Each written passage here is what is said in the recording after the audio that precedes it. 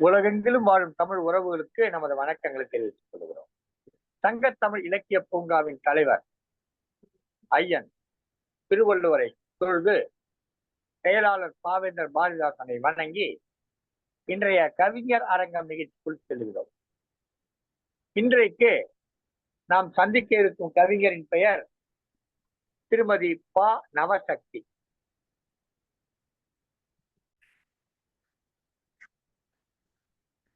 வணக்கம் ஐயா. வணக்கம் வணக்கம் வணக்கம். திருமதி நவசக்தி அவர்களோடு நாம இன்னைக்கு சந்திச்சு பேச போறோம். அம்மா வணக்கம்மா. வணக்கம் ஐயா. நீங்க எந்த ஊருமா? நாங்க மதுரை மாவட்டம் முஸ்லம்பட்டி அருகே இருக்க செக்கானூர். நீங்க ஐயா? செக்காவூர் ஊரணி. ஆமாங்க ஐயா. மகிழ்ச்சி மகிழ்ச்சி மகிழ்ச்சி. நீங்க பிறந்தது, படிச்சது, உங்க அப்பா அம்மா பேரு இதையெல்லாம் சொல்லுங்கம்மா. நான் பிறந்தது உசிலம்பட்டி தாலுகாவில கருமாத்தூர் என்ற ஊர்ல பிறந்தேங்க ஐயா. கோட்டையூர் என்பது எங்கள் அப்பா பிறந்த ஊர், எங்களுடைய ஊர். என் அப்பா பெயர் பால்சாமி. பால்சாமி அம்மாவின் பெயர் ஜெயக்கொடி. என்னுடைய அப்பா பால்சாமி அங்க முத்துராமலிங்க தேவர் கல்லூரி உசிலம்பட்டியில இருக்கையா, அங்க பணியாற்றினார். அது போல அம்மா இல்லத்தரசியா இருந்தாங்க. எனக்கு 2 சகோதரர்கள். நான் 3வது பெண் குழந்தை. அப்பா ஒரு சிறந்த கலை நயம் உடையவர். அதிகமாக படிக்கவில்லை, 5ஆம் வகுப்பு தான் படித்திருந்தாலும் ஒரு கலைநயம் மிக்கவர். அதனால எனக்கும் இந்த கலை, தமிழ், கவிதை இதுல ஆர்வம் அதிகமாக இருந்தது. அதனால் தொடக்கப்பள்ளி ஆசிரியரா இருந்த நான் அடுத்து மேல் படிப்பை தொடர்ந்து என்னுடைய தமிழ் ஆர்வத்தால் தமிழ் துறையை தேர்ந்தெடுத்து அதை வெளிக்காட்டும் களமாக நம் சங்க தமிழ் இலக்கிய பூங்காவிற்கு வந்திருக்கிறேன் ஐயா. மகிழ்ச்சி மகிழ்ச்சி மகிழ்ச்சி. எத்தனை ஆண்டுகள் நீங்க ஆசிரியராக பணியாற்றி இருக்கிறீங்க? நான் 10 ஆண்டுகள் இருந்தேன் ஐயா. 10 ஆண்டுகள் தொடக்கப்பள்ளி பணியாற்றி இருக்கீங்க. நீங்க தமிழ்ல முதுகலை முடிச்சிருக்கீங்களா?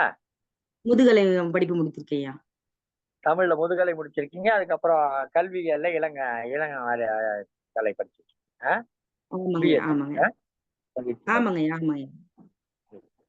எத்தனை பிள்ளைகள்மா உங்களுக்கு? எனக்கு 2 பெண் குழந்தைங்கள் ஐயா. என்ன பண்றாங்க? ஒரு பொண்ணு, பெரிய பொண்ணு துளசி, துளசி. 2வது பெண் குழந்தை சுருதி. மூத்த பெண் 9ஆம் வகுப்பு படிக்கிறாள். 2வது பெண் 5ஆம் வகுப்பு படிக்கிறாங்க ஐயா. உங்க கணவர் என்னமா பண்றாரு? என் கணவர் பெயர் கதிர்வேல் பாண்டியன் ஐயா. அவரும் நான் பணிபுரிந்த அதே தனியார் பள்ளியிலே ஒரு கிறிஸ்துவ நிறுவனம் நடத்தும் பள்ளி, அதுல தனியார் பள்ளியில அறிவியல் ஆசிரியரா இருக்கிறாங்க ஐயா. அறிவியல் துறை ஆசிரியர். அறிவியல் ஆசிரியராக பணியாற்றி கொண்டிருக்கிறார். நீங்க குடும்பம் காரணமாகவும் மேல் படிப்பு காரணமாகவும் பணியிலிருந்து நீங்கி விட்டீர்கள், விலகி இப்பொழுது நீங்கள் படித்துக் கொண்டிருக்கிறீர்கள். நீங்கள் இந்த கலை இலக்கிய ஆர்வத்துக்கு காரணம் உங்களுடைய தந்தையார் இருக்கிறீர்கள். தந்தையார் திரு பால்சாமி இருக்கிறீர்கள். நீங்க இந்த கவிதைகள்லாம் எழுதுகிற வழக்கம் உங்களுக்கு எப்ப வந்தது? எப்போ அந்த எண்ணம் தோன்றுச்சு? நீங்க எழுதிய முதல் கவிதை அல்லது அந்த கவிதை எழுதுக காரணமாக இருந்த தூண்டுகோலாக இருந்தவர்கள் யாருன்னு சொல்ல முடியுங்களா? அது ஒரு நகைச்சுவையா இருக்கும் ஐயா சொன்னா. ஏன்னா நான் ஒரு 8ஆம் வகுப்புல எனது பள்ளி வகுப்பு ஆசிரியர் ஏதேனும் கவிதை, இந்த தமிழ் இலக்கிய மன்றங்கள் வைக்கும் போது தமிழ் கவிதைகள் சேகரித்து வாங்க, நீங்களா எழுதினாலும் பரவாயில்லை, இல்ல சேகரித்து வந்தாலும் பரவாயில்லன்னு சொன்னாங்க. அப்போ எங்களுக்கு கிடைக்கவில்லை, பத்திரிகை செய்திகள் இதுலலாம் கவிதைகள் கிடைக்கல, புத்தகங்களும் நாங்க வாங்கி படிச்சது இல்ல. அதனால எங்க மூத்த அண்ணன் குருமூர்த்தி, என்னோட அண்ணன் 2 அண்ணங்கய்யா, குருமூர்த்தி, ஹரிஹர பாண்டியன் 2 பேரு. எங்க அண்ணன் குருமூர்த்தி அவங்களும் நல்ல ஒரு கவிதை எழுதுவாங்க. ஒரு 20-30 வருஷத்துக்கு முன்னாடியே ஒரு சினிமா துறையில் தயாரிப்பாளர், இயக்குனராக போக வேண்டும் என்றெல்லாம் அவருக்கு கனவு இருந்தது.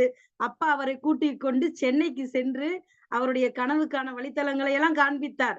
ஆனால் அவருடைய பாதை மாறி இப்போது அவரும் ஒரு கணினி ஆசிரியரா இருக்காரு. அவருடைய தூண்டுதல் தான் எனக்கு ஒரு கவிதைக்கு ஒரு காரணம்னு சொல்லலாம்.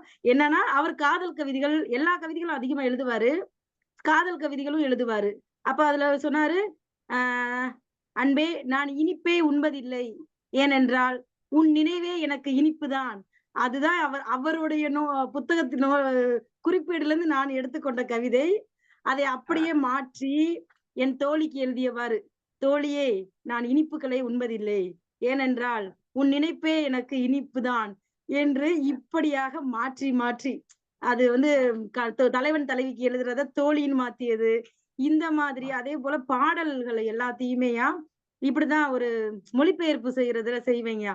8வது 9வதுலயே அந்த சிறு சிறு பாடல்கள் இப்போ எடுத்துக்காட்டா சொல்லணும்னா உம் அந்த சினிமா பாடல்கள் எல்லாத்தையுமே அது மொழிபெயர்த்து எனக்கு பள்ளிக்கு ஏத்த மாதிரி நான் வந்து ஒரு கிறிஸ்துவ பள்ளியில படிச்சதுனால எங்களுக்கு ஒரு சிஸ்டர் இருப்பாங்க. அது சும்மா நாங்க கிண்டல் அடிக்கும் விதமாக, சிஸ்டர் ஏன் கல்லானார் மனம் கல்லாய் போன ஆசிரியர்களாலே இப்படி மாற்றுறது, இப்படியா சில வரிகளையும் அப்புறம் இந்த சிவாஜி படத்துல மாதிரி விவேக் மாத்துவார் இல்லைங்கய்யா, ஓடினேன் ஓடினேன் வாழ்க்கையின் எல்லை வரை ஓடினேன். அது போல ஓடினேன் ஓடினேன் பள்ளியின் கேட் நுழைவாயில் வரை ஓடினேன், அங்கு செக்யூரிட்டி வாட்ச்மேன் இருந்ததால் திரும்பி வந்து விட்டேன். இப்படியெல்லாம் நாங்க ஒரு ஒரு நகைச்சுவைக்காக மொழிபெயர்ப்பு செய்து இந்த மாதிரி உருவானதையா நிறைய பாடல்கள், இப்படி சினிமா பாடல்களை மொழிபெயர்ப்பு செஞ்சிருக்கேன். கவிதைகளையும் பள்ளி பள்ளி காலத்துல எல்லா பிள்ளைகளும் செய்யக்கூடிய சேட்டைகள், எல்லா பிள்ளைகளும் சேட்டைகள் செய்வார்கள். அதுல நீங்க இலக்கிய சேட்டைகள் செய்திருக்கிறீர்கள். மற்ற பிள்ளைகள் மற்ற சேட்டை, நீங்க இலக்கிய சேட்டை, இலக்கிய நயத்தோட சேட்டைகள் செய்திருக்கிறீங்க. அந்த மாதிரி மகிழ்ச்சி. நீங்க எந்தெந்த தளத்துல எல்லாம் பயணிக்கிறீங்க? இப்போ இன்றைக்கு வந்து ஒரு பாரதியார் தொடர் நிகழ்ச்சியில நீங்க கலந்துட்டு இருக்கீங்க. நாம அடுத்த கேள்விக்கு போவதற்கு முன்பாக பாரதியார் குறித்த உங்களுடைய கவிதை, அதை நீங்கள் வாசிக்கலாம். ஆமாங்க, இந்த வாசிக்கிறேன்.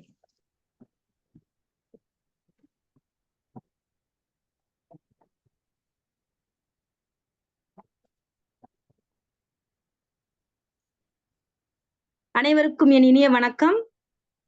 நம் தமிழ் சங்கத்தமிழ் இலக்கிய பூங்காவின் அனைத்து மலர்களுக்கும், மலர்களிலிருந்து தேனெடுக்கும் தும்பிகளுக்கும் என் வணக்கங்கள். பாரதியார் பற்றிய கவிதை இதோ. செந்தமிழ் நாட்டை செம்மொழியால் ஆண்ட முடிசூடா மாமன்னன் பாரதி, யாப்பற்ற பாக்களால் நம்மை ஆண்ட மாக்களையும் விரட்டி புது கவியால் மக்களை காத்த மகாகவி. பெண்ணை போற்றியும் புதிய ஆத்திச்சூடி படைத்தும் பாப்பா பாட்டாய் குயில் பாட்டாய் பல கதை கட்டுரை யாத்தும் இசை கருவி இன்றியும் இசை பேரிலக்கணம் இன்றியும் இசை வகுத்து வசைபாடும் வீணர்களை எதிர்த்து தமிழ் தாயின் மகனாய் நிலைத்து எட்டயபுர அரசின் கவிஞனாய் எட்டாத விடுதலையின் ஏணியாய் கொட்டும் முரசின் குரலாய் நின்று எட்டு திசையிலும் எட்டிட வைத்தான் எங்கள் தமிழின் புகழை. ஆம், பாரதி எட்டு திசையிலும் எட்டிட வைத்தான் எங்கள் தமிழின் புகழை.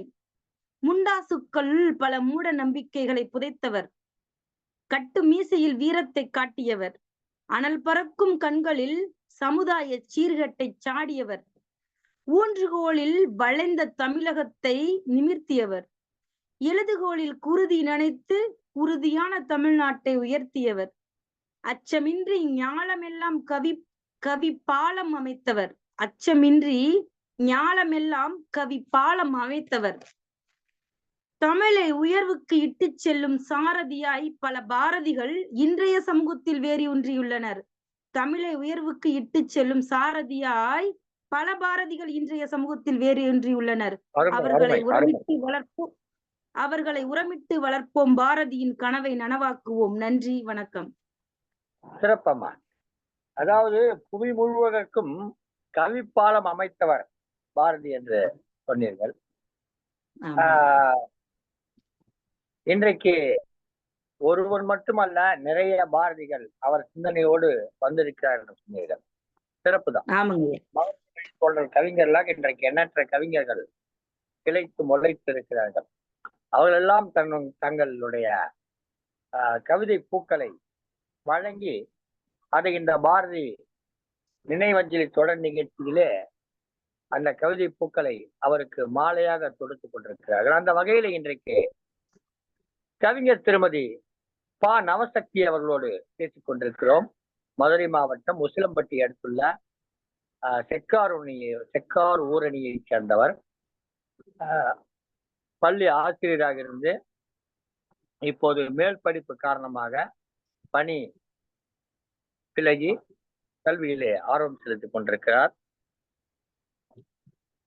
அவருடைய ஒரு கவிதை, அருமையான கவிதை, பாரதியாரை பற்றிய கவிதையை கேட்டோம்.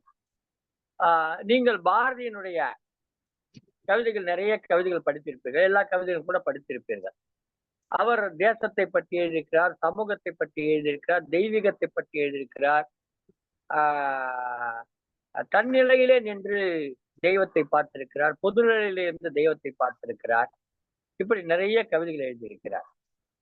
குழந்தைகளுக்கு எழுதியிருக்கிறார், குயில் பாட்டு, கண்ணன் பாட்டு, இப்படி பாஞ்சாலி சபதம் நிறைய எழுதியிருக்கிறார். உங்களுக்கு பாரதியுடைய வரிகளிலே உங்களை கவர்ந்த வரிகள் சில இருக்கும். அதில் ஏதேனும் ஒன்றை அல்லது ஒன்று இரண்டை கூறலாம். பாரதியின் கவிதைகள் அனைத்துமே சிறப்பானதவே தான் இருக்கும். அதுல சிறப்பு என்றால் அனைவருமே சொல்ற அந்த அச்சமில்லை, அந்த அச்சமில்லை என்ற வார்த்தை குழந்தைங்களுக்கு கூட, அதாவது அம்மா என்று சொல்லாத குழந்தைகள் கூட அந்த பள்ளியில மழலை பேச்சுல அச்சமில்லை அச்சமில்லை என்று பாடலை விதவிதமாக பாடுவார்கள், பல மெட்டுக்களோடு. அது எனக்கு பிடிக்கும். அச்சமில்லை அச்சமில்லை அச்சம் என்பது இல்லையே, உச்சி மீது வானிடிந்து வீழுகின்ற போதிலும் அச்சமில்லை என்று சொல்வார்கள். அந்த பாரதியின் புதுமை பெண்ணாக நான் இருக்க வேண்டும். அச்சம் தவிர்த்து ஞானத்தோடு அச்சம் மடம் ஞானம் பயிர்ப்பு என்பார்கள். ஆனால் அச்சத்தோடு இருக்க வேண்டும் என்று இப்ப சங்ககாலம் சொல்கிறது, அச்சமின்றி இருக்க வேண்டும் என்று நம் பாரதி சொல்கிறார். அப்படிப்பட்ட அந்த வரிகளுக்கு ஏற்ப நான் இருக்க வேண்டும் என்று எண்ணுகிறேன் ஐயா. பாரதி கண்ட புதுமை பெண்ணாக. அதே போல் பாரதியார் நாணம் பயிர்ப்பு என்று சொல்லுவார்கள். ஆமாங்க. அதிலே அச்சம் என்பது, நான் அச்சமில்லாமல் இருப்பேன் என்று சொல்லுவது ஒரு கருத்து. ஆனால் வள்ளுவர் சொல்வது அஞ்சுதல் அஞ்சாமை பேதைமை என்று சொல்ல, அஞ்ச வேண்டியதற்கு அஞ்ச வேண்டும். உதாரணமாக ஒரு மின்சாரம் பாய்ந்து கொண்டிருக்கக்கூடிய ஒரு கம்பி இருக்கின்ற வைத்துக் கொள்ளுங்கள். எனக்கு அச்சம் இல்லை என்று பிடிக்கக்கூடாது. அந்த மின்சாரம் பாய்ந்து கொண்டிருக்க கம்பியை எனக்கு அச்சம் கிடையாது என்று பிடிக்கக்கூடாது. அதுதான் அஞ்சுதல் அஞ்சாமை பேதைமை. எனவே அச்சம் என்பது இந்த சமூகம் பெண்களை அடிமைப்படுத்துவதை எதிர்த்த ஒரு போக்கு பெண்களுக்கு தேவை என்பது தான் அந்த பெண்ணுரிமை, பெண் அடிமைத்தனம் எதிர்ப்பு, பெண்ணியம் என்றெல்லாம் கூறுகிறோம். பாரதி பெண்களை பற்றி அதிகம் பேசியிருக்கிறார். பட்டங்கள் ஆள்வதும் சட்டங்கள் செய்வதும் பாரினில் பெண்கள் நடத்த வந்தோம் என்று சொல்லியிருக்கிறார். நீங்க இன்றைக்கு பட்டங்களை பெற்றிருக்கிறீர்கள், சட்டங்களை வகுக்கக்கூடியவர்களாக நிறைய பெண்கள் இருக்கிறீர்கள். இன்றைக்கு இந்தியாவுடைய பல நீதிமன்றங்களிலே வழக்கறிஞர்கள் மட்டும் பெண்கள் இல்லாமல் நீதிமன்ற நடுவர்களாகவே பல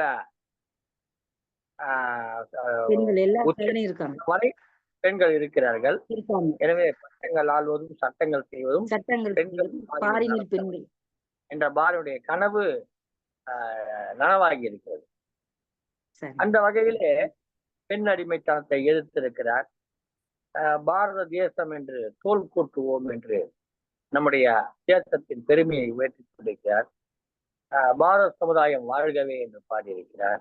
நிறைய பாடல்கள் பாடிட்டார். எனக்கு பாரதியாருடைய தேசிய கவிதைகள் தான் பிடிக்கும். ஆடுவோமே பல்லு பாடுவோமே ஆனந்த சுதந்திரம் அடைந்து விட்டோம் என்று ஞானத்திலே பரமோனத்திலே என்றெல்லாம் பாடியிருக்கிறார். நாட்டுடைய சிறப்புகளை எல்லாம் சொல்லியிருக்கிறார். விடுதலை அடைவதற்கு முன்பே விடுதலை அடைந்ததாக ஒரு கனவு கண்டிருக்கிறார் பாரதியார். அந்த பாரதியுடைய நினைவு நாள் தொடர் நிகழ்ச்சியில கலந்து கொண்டு சிறப்பித்துக் கொண்டிருக்கூடிய பா நவசக்தி அம்மையார் அவர்களோடு நாம் இப்போது நேர்காணல் கண்டு கொண்டிருக்கிறோம். திருமதி பா நவசக்தி அவர்கள் இப்போது தனது வேறு சில கவிதைகளிலிருந்து சில வரிகளை சொல்ல வேண்டும் என்று நீங்கள் எழுதிய மற்ற கவிதைகளிலிருந்து சில வரிகளை சொல்லுங்கள். சரிங்க ஐயா. அதாவது ஆசிரியரின் அர்ப்பணிப்புகள் அப்படின்ற சில கவிதைகள் எழுதியிருந்தீங்க ஆசிரியர்கள் பற்றிய. அது வந்து ஒரு 1, 2 என்று எண்களில் அடுக்கி எழுதியிருந்தேன். அதை நான் வாசிக்கிறேங்க ஐயா.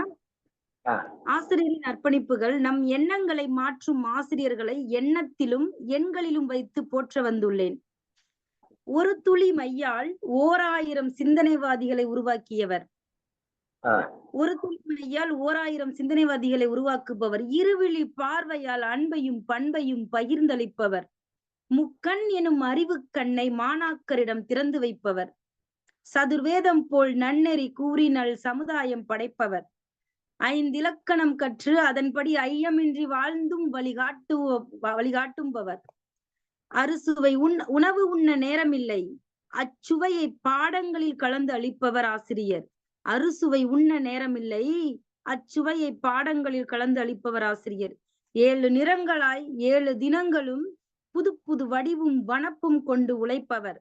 8 திசை அறிந்து வேற்று திசை மொழிகளும் நவிழ்பவர்.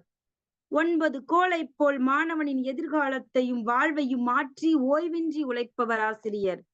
2 விரல்களால் தட்டி கொடுத்து இமயத்தை எட்டி பிடிக்க தன் பிள்ளையை போல் எண்ணிலடங்காத அர்ப்பணிப்புகளை பெற்று வாழும் ஆசிரியர்களை எண்ணுக்குள் அடக்குவது இயலா காரியம் என்று இப்போது அறிந்தேன். ஆம், எண்ணற்ற சாதனைகளை படைக்கும் ஆசிரியர்களை எண்ணுக்குள் அடக்குவது இயலா காரியம் என்று இப்போது அறிந்தேன்.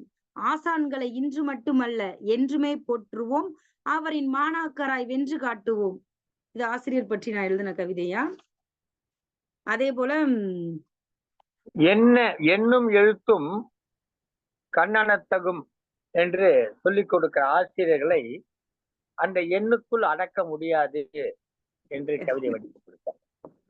எண்ணும் எழுத்தும் கண்ணனத்தகும் என்று சொல்ல கொடுக்கக்கூடிய ஆசிரியர்களை அந்த எண்ணுக்குள் நம்மால் அடக்கிவிட முடியாது என்று 1 தொடங்கி 10 வரை வந்து 1000 சென்று எண்ணுக்குள் அடக்கி காட்டினார்.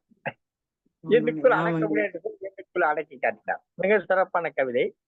அதுல ஒரு இடத்துல வந்து 4 என்பதற்கு பதிலாக சதுர் வேதம் என்று பயன்படுத்தியிருந்தீர்கள். அதை நான்மறை என்று சொல்லக்கூடாதா? வேதம் என்பது வடமொழி, நான் மறை என்பது தமிழ் சொல். ஆமாங்கய்யா. மறைமலை அடிகள் கூட வேதாச்சலம் மறைமலை அடிகள் கூட 4 என்பதற்கு ஒரு சொல் தெரியும், சதுர் வேதம் என்று சொல்லி இருக்கிறீர்கள். அதை நான் மறை என்றே சொல்லலாமே? கண்டிப்பாக சொல்லலாம்.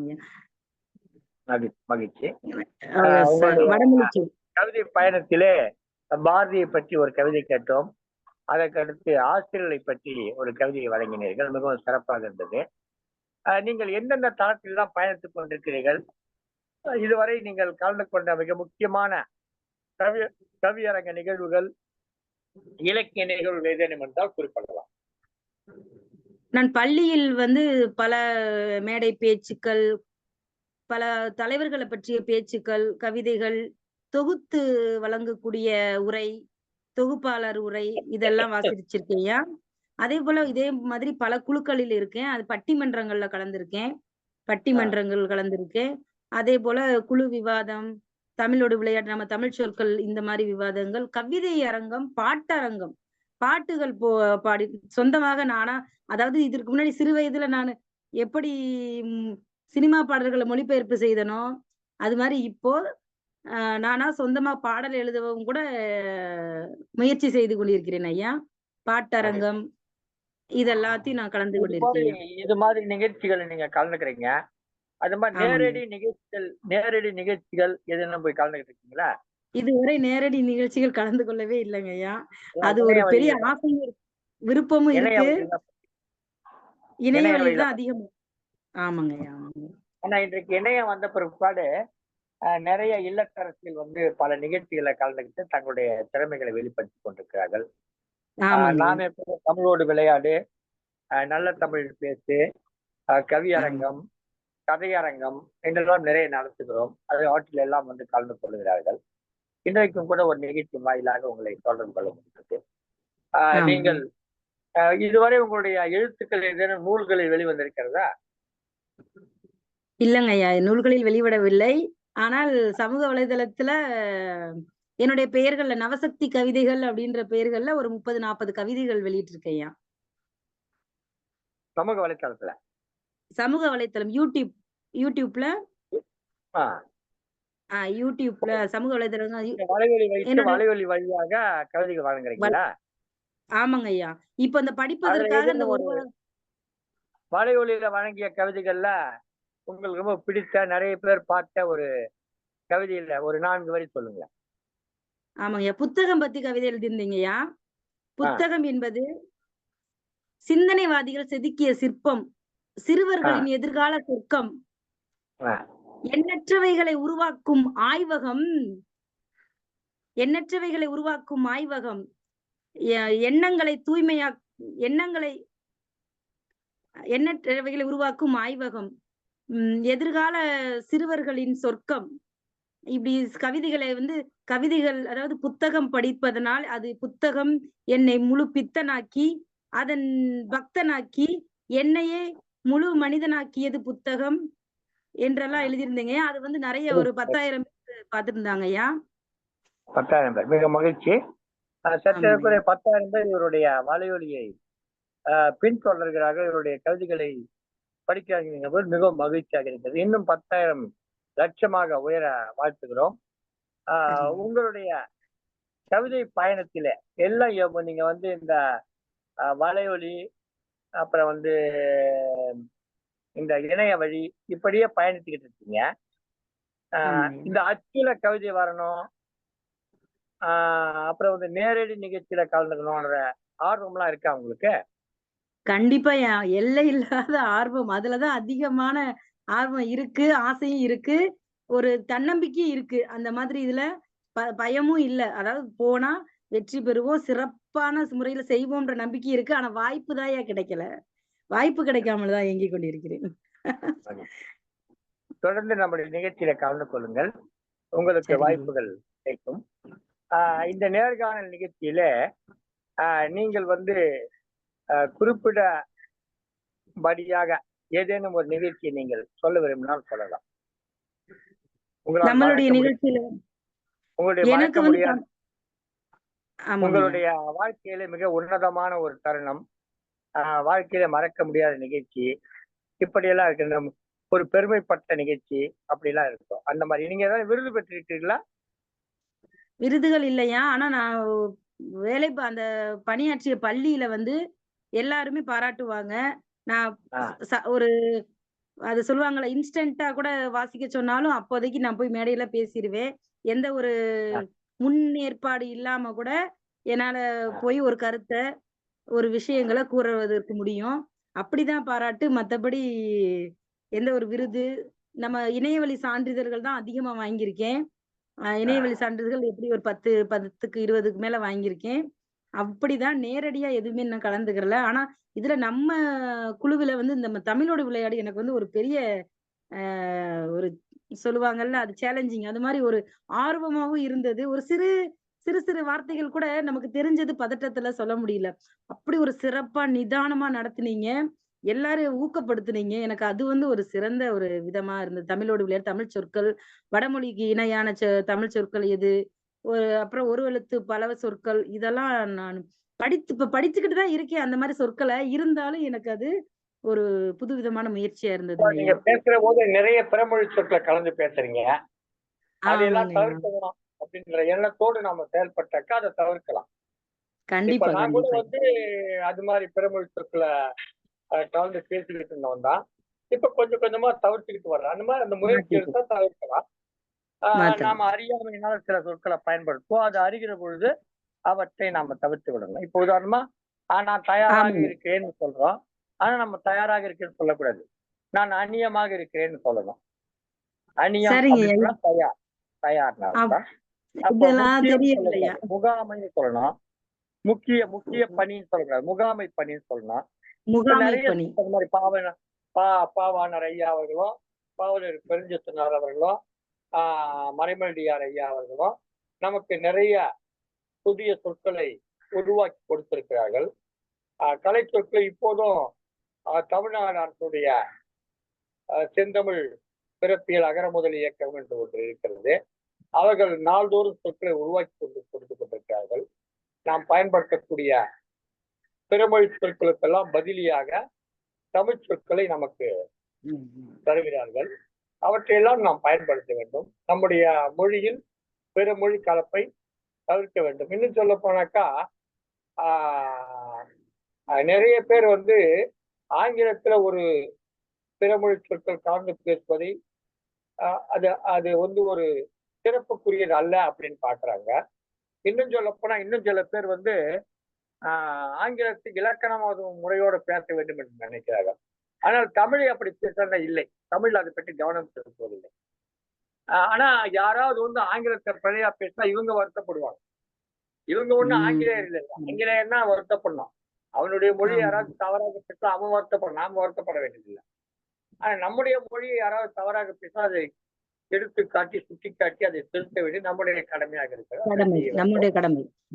இன்றைக்கு நாம் இந்த நிகழ்ச்சியின் வாயிலாக கவிஞர் திருமதி ப. நவசக்தி அவர்களோடு பேசிக் கொண்டிருந்தோம். அவர் தன்னுடைய பல்வேறு அனுபவங்களை கூறிக்கொண்டிருந்தார். அவரிடம் கடைசியாக நாம் ஒரு கேள்வி கேட்டோம். அவங்களுடைய சொந்த வாழ்க்கையில் ஏற்பட்ட ஒரு குறிப்பிடத்தக்க ஒரு நிகழ்வு அல்லது மகிழ்ச்சியான தருணம் கேட்டோம். அதை பற்றி இன்னும் சொல்லவில்லை என்று நினைக்கிறேன். அதை சொல்லுங்களா? மகிழ்ச்சியான தருணம் என்று சொன்னால்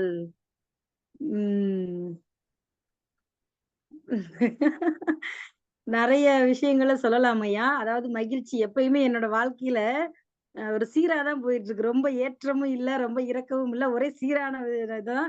அதுல மகிழ்ச்சி என்று எடுத்துக்கொண்டா என் குழந்தைகள் என்னுடைய பிள்ளைங்க நான் தமிழ் ஆசிரியர்ன்றனால எனக்கு தமிழ்னா அவங்களுக்கு அவங்களோட எண்ணம் என்னன்னா, தமிழ் டீச்சர்னா பொது அறிவுகள், ஆங்கிலம் சம்பந்தப்பட்ட விஷயங்கள தெரியாது, அவங்களுக்கு தமிழ் மட்டும்தான் தெரியும், இப்படி ஒரு எண்ணத்துல இருப்பாங்க. ஏன்னா என்னுடைய குழந்தைகள் ஒரு ஆங்கில வழி பள்ளியில படிக்கிறாங்க. ஆனாலும் அவங்களுக்கு நான் தமிழ் விஷயங்கள் நிறைய கத்துக் கொடுப்பேன். என்னோட குழந்தைகள் என்னுடைய அந்த கவிதை ஒரு குழுவுல வலைதளங்கள்ல நான் விடுற கவிதைகளை ஒரு அங்கீகரிச்சாங்க. அம்மா நீ கவிதை எழுதுறீங்களம்மா, அது நல்லா இருக்குமா, குடும்ப நான் வாசிச்சு பாக்குறேன் அப்படின்னாங்க. அதுக்கப்புறம் அந்த கவிதைகள்ல என்னம்மா தமிழே இவ்வளவு வித்தியாசமா இருக்கு, நீ சொன்ன வார்த்தைகள்லாம் எங்க எங்க ஆசிரியர்னு சொன்னாங்கம்மா. அப்ப என்னோட குழந்தைகளே என்ன முதல்ல ஏத்துக்கிட்டாங்க. அவங்கதான் என்னுடைய கவிதைக்கு முதல் விமர்சகர்கள் மற்றும் அது என்ன சொல்லுவாங்க, ஆசிரியர், அது என்ன சொல்லுவாங்க, என்னுடைய ஆடியன்ஸ்ன்ற மாதிரி அப்படி என்னை ஏற்றுக்கிட்டாங்க. அப்ப என்ன நான் என்னுடைய குழந்தைகள் ஏத்துக்கிட்ட அந்த சில தருணங்கள், என்னோட கவிதையை ஏற்றுக்கிட்டது, என்னுடைய எங்க அம்மா நல்லா அறிவானவங்க அப்படின்னுவாங்க. என்னடா அப்படி சொல்றீங்க, எதை வச்சுடா சொல்றீங்கன்னு கேட்டா, அப்ப நம்ம அம்மா வழி நடத்துற விதம் இதெல்லாம் பார்க்கும்போது அப்ப எனக்கு அதுதான் என் மகிழ்ச்சி. நான் இல்லத்துல இன்னும் நான் வெளி உலகத்துக்கு நான் போகல. என்னுடைய வாழ்க்கை வெளி உலகத்துல என்னுடைய மகிழ்ச்சிகரமான விஷயங்கள் அப்படி இதெல்லாம் இன்னும் இல்ல. ஆனா என்னுடைய குழந்தைகள் என்ன அங்கீகரிச்சதுதான் எனக்கு மகிழ்ச்சியான விஷயங்க. என்னைய இன்னமும் அவங்க ஒரு உயர்வான அப்பாவை எப்பயுமே ஒரு நாயகனா வச்சிருக்கிற மாதிரி என்ன ஒரு நாயகியா தான் என் குழந்தைங்க வச்சிருக்காங்க. இதுதான் என்னுடைய மகிழ்ச்சியான ஒரு தருணம் ஐயா. சிறப்பம்மா, சிறப்பு. திருமதி நவசக்தி அவர்கள் தன்னுடைய மகள்கள் தன்னையும் தன்னுடைய படைப்புகளையும் அங்கீகரித்திருக்கிறார்கள் என்று சொல்லுகிறார். பொதுவாக தமிழாசிரியரை பற்றி மாணவர்களுக்கு கூடிய கருத்திலிருந்து சற்று மாறுபட்டு தன்னுடைய அன்னை கவிதைகளை எல்லாம் படித்து ரசிக்கிறார்கள் என்று மகிழ்ச்சி அடைகிறார். ஒரு தாய்க்கு உரிய இயல்பான மகிழ்ச்சி தான் அது. அதை ஒரு கவிஞராகவும் இருந்து அதை ரசிக்கிறாங்க என்ற செய்தியை சொன்னார்கள். மிக மகிழ்ச்சி அம்மா. உங்களுடைய எதிர்கால நோக்கம் இந்த மாதிரி வரணும் அப்படின்ற மாதிரி எண்ணங்கள் ஏதாவது சொல்லுங்களா? அது ஏதாவது இருந்தா பகிர்ந்து கொள்ளுங்க. என்னுடைய எதிர்கால எண்ணம் நோக்கங்கள்லாம் சிறந்த குடும்பத்துல ஒரு சிறந்த தலைவியாகவும், குழந்தைங்களுக்கு சிறந்த தாயாகவும், அதன் பிறகு பள்ளியில் ஒரு தமிழ் தாயாகவும் இருக்கணும். ஒரு தமிழ் ஆசிரியர்ன்றது ஒரு தாய் மாதிரி தான். நான் எப்படினாலும் தமிழ் ஆசிரியரா தான் என்னுடைய பணி தொடரணும். அப்ப நான் வீட்ல வந்து ஒரு சிறந்த தாயாகவும், பள்ளியில் தமிழ் தாயாகவும், சமுதாயத்திற்கு கவித்தாயாகவும் இருக்கணும். என்னுடைய இது வந்து வீடு இல்லத்தோட நின்று விடாமல், பள்ளியோட நின்று விடாமல், ஒரு சமுதாய நோக்குல, ஒரு பொது விதமான கவிதைகள், கட்டுரைகள், மேடை இந்த மேடை பட்டிமன்றம் இப்படி பல விஷயங்கள்ல சாதிக்கணும் என்பதுதான்யா என்னுடைய சிறந்த நோக்கமாகவும் இருக்கிறது. அதுதாங்க என்னுடைய தமிழாசிரியராக தொடர்ந்து மாணவர்களுக்கு தமிழை போதிக்க வேண்டும் என்று ஆர்வம் இருக்கக்கூடிய திருமதி நவசக்தி அவர்களுக்கு விரைவில் ஒரு தமிழாசிரியர் பணி கிடைக்கும். அதற்கான முயற்சியில் ஈடுபட்டிருக்கிறார். நல்லதொரு கவிஞராக இவருடைய கவிதை கொடி வானத்திலே, இலக்கிய வானத்திலே செழுமையோடு பறக்க வாழ்த்துகிறோம். தொடர்ந்து கவிதைகளை எழுதுங்கள். உங்களுக்கான தளங்கள் விரிவடைந்திருக்கிறது. இந்த நிகழ்ச்சியை தமிழுரிமை வானொலி வழியாக கேட்டுக்கொண்டிருக்கும் அனைத்து தமிழ் உறவுகளுக்கும் நம்முடைய வணக்கங்களை தெரிவித்துக் கொண்டு, சங்கத்தமிழ் தொலைக்காட்சி வழியாக பார்த்துக் கொண்டிருக்கிற உறவுகளுக்கும் நம்முடைய வணக்கங்களை தெரிவித்துக் கொண்டு, இந்த நிகழ்ச்சியை நிறைவு செய்யும் அந்த தருணத்திலே கவிஞர் திருமதி நவசக்தி போன்ற எண்ணற்ற கவிஞர்கள் இல்லத்தரசிகளாக வீட்டிற்குள்ளேயே இருக்கிறார்கள். வெளியுலகத்திற்கு வர இயலாத சூழலிலே அவர்களுடைய சூழல் தடுத்துக் கொண்டிருக்கிறது. என்றாலும் அதையும் மீறி இந்த இணைய வழியாகவும் தமிழொலி வானொலி வழியாகவும் எண்ணற்ற கவிஞர் பெருமக்கள், லட்சக்கணக்கான மக்களை சந்தித்துக் கொண்டிருக்கிறார்கள். அத்தகைய ஒரு வாய்ப்பை இந்த தமிழொலி வானொலி உங்களுக்கு ஏற்படுத்தி கொடுத்திருக்கிறது. இதற்காக தமிழொலி வானொலியினுடைய இயக்குநர்களாக இருக்கக்கூடிய தமிழ்வேல் நயனை விஜயன் அவர்களுக்கும், அமைச்சர் சசிகலா நயனை விஜயன் அவர்களுக்கும் நம்முடைய நன்றிகளை தெரிவித்துக் கொண்டு, சங்கத்தமிழ் தொலைக்காட்சியின் வழியாக இதை கண்டு கொண்டிருக்கும் அனைத்து அன்புள்ளங்களுக்கும், அவருடைய மேலாண் இயக்குநராக இருக்கக்கூடிய திருக்குறள் தொண்டர் திருமதி சிவகாமி சண்முகம் அவர்களும் நம்முடைய நன்றிகளை தெரிவித்துக் கொண்டு நிகழ்ச்சியை நிறைவு செய்கிறோம். உங்கள் தமிழன்பன் நீலகண்ட தமிழன், ஒருங்கிணைப்பாளர், சங்கத்தமிழ் இலக்கியம். மீண்டும் அடுத்த நிகழ்ச்சியில் சந்திக்கும் வரை வணக்கம் கூறி விடைபெறுகிறோம். நன்றி அம்மா. நன்றிங்க ஐயா. நன்றிங்க ஐயா. நன்றி. அனைவருக்கும் நன்றி.